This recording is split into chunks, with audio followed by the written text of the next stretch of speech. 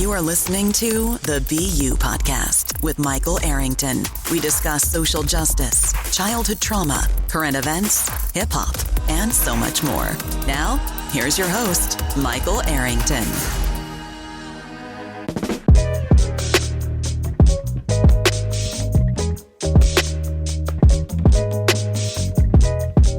Yo, what's good? It's the BU Podcast with your man, Michael Arrington. I'm here, man.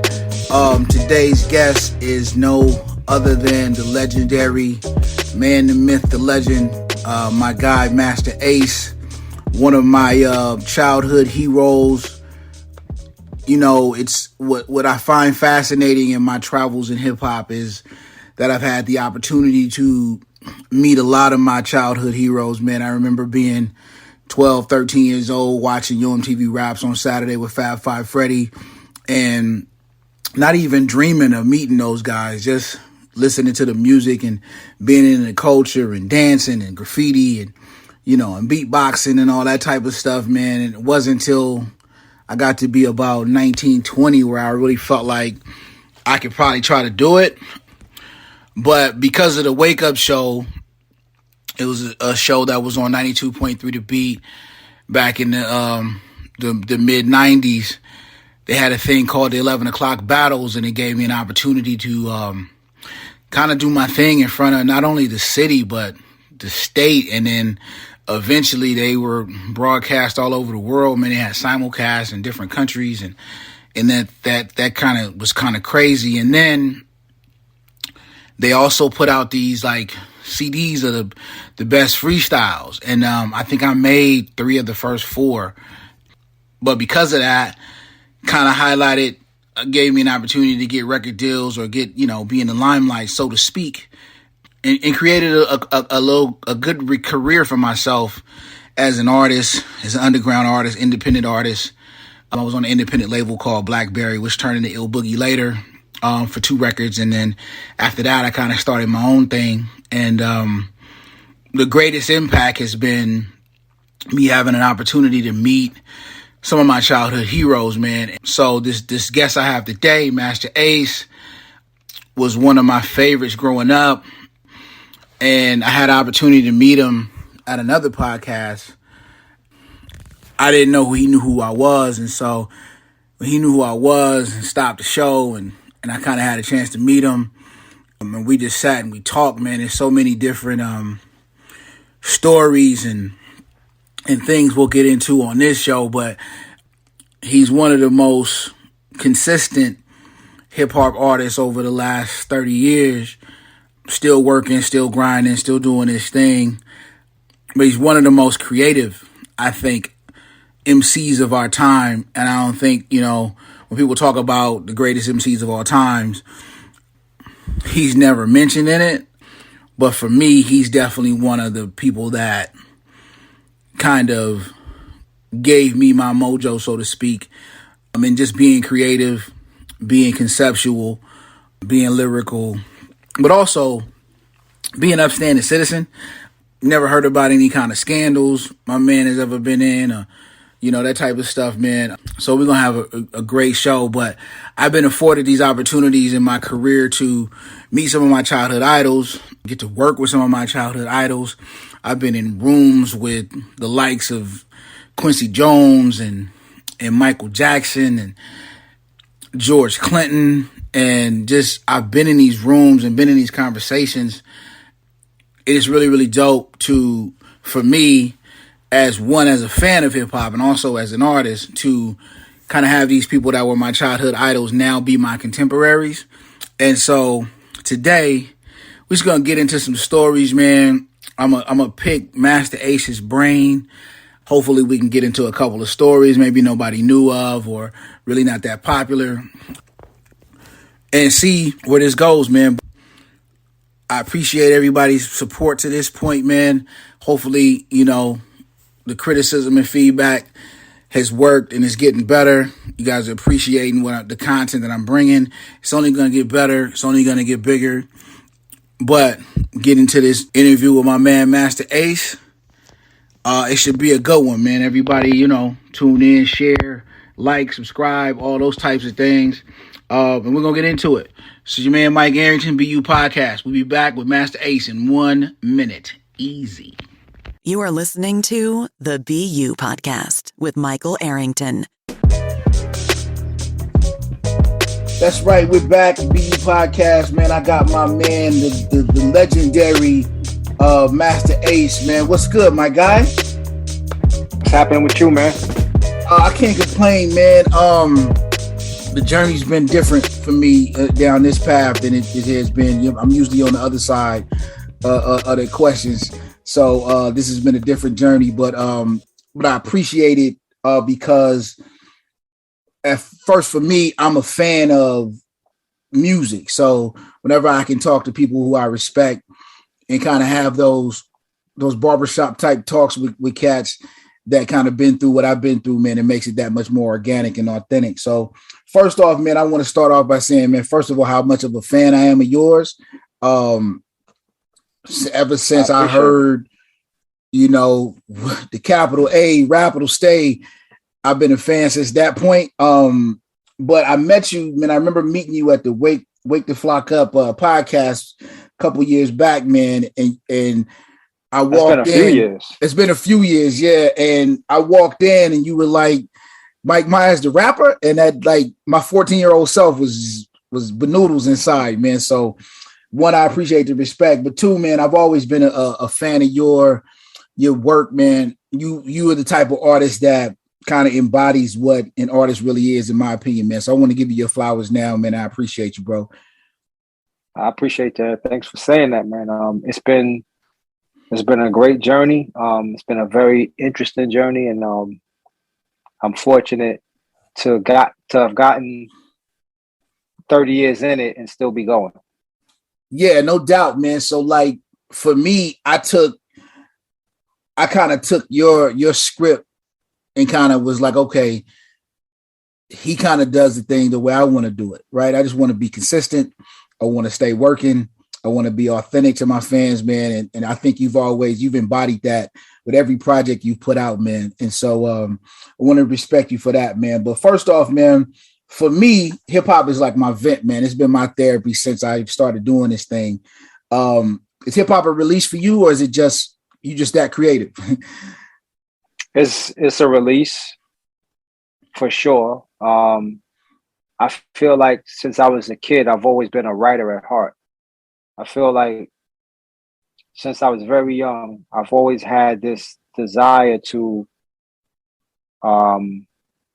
create stories in my head and then write them down and share them with people. And so, like I said, from the time I was very young, I was doing that. It wasn't necessarily in rhyme form to start, but I was always writing stories. So I feel like when I can think back to such a young age and still doing that, it makes me really feel like I'm a writer at heart. It's what I was born to do. It's what I feel most comfortable doing, and it's what I enjoy doing the most. Yeah, no doubt. I'm the same way, man. I started writing short stories, I want to say about maybe 4th, 5th grade. And then from that, it kind of turned into poems. And then from that, it turned into rhyme years later. Okay. I was a DJ first, so I didn't think I was going to be ever be a rapper. You know what I'm saying? I was a DJ too. And so General Jeff, rest in peace, was one of the people that taught me how to DJ way back in 86, 85, 86. So yeah, man, as an artist, man, my favorite part of the music is the recording and the writing part, man. Of course, I like to perform it too, but which is your favorite part, or all three good for you? The recording is probably the least favorite for me, just because it's just like a painstaking process of getting what you feel like is the right take, the right phrasing, the right, whatever it is, recording is work. It feels like work.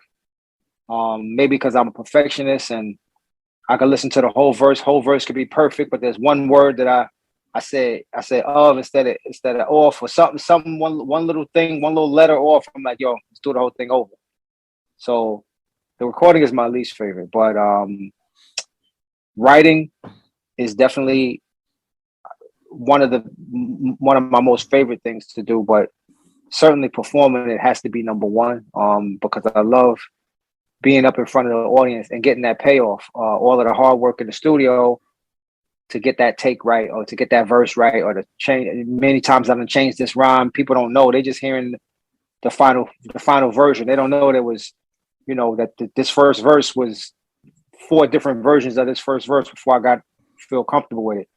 So to see that pay off at the end and get on stage and perform songs that you've been working on for months, and people just embracing it and having the reaction that you kind of hoped that they would have when you were in the studio making it. So definitely performing is number one for me, and then writing. Yeah, for me, it's it kind of plays in order. Like it starts from a blank page to an idea turned into a verse turned into a song.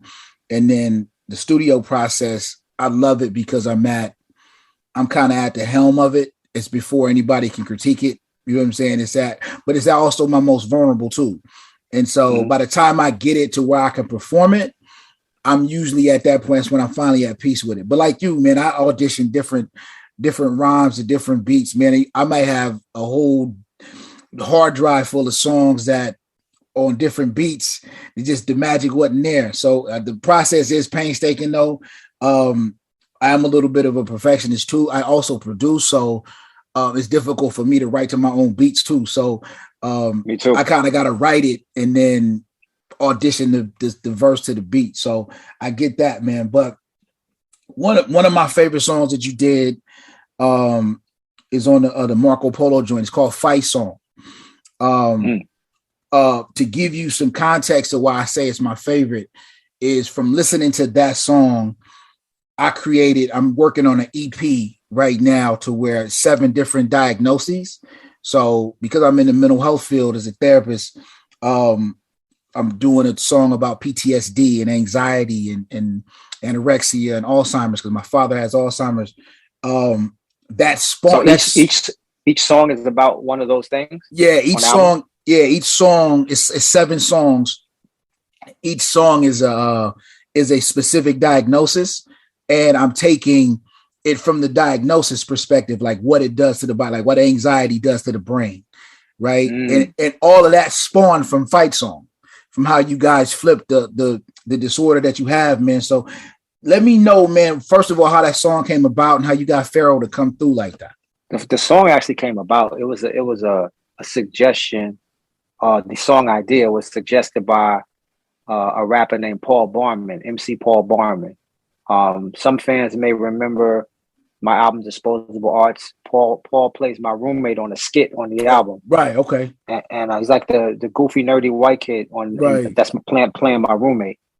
And so he and I stayed in touch since way back then. We're still mad cool. He's a family man now, got 2 kids. It's crazy. But back then he was just a single dude just running around trying to get on.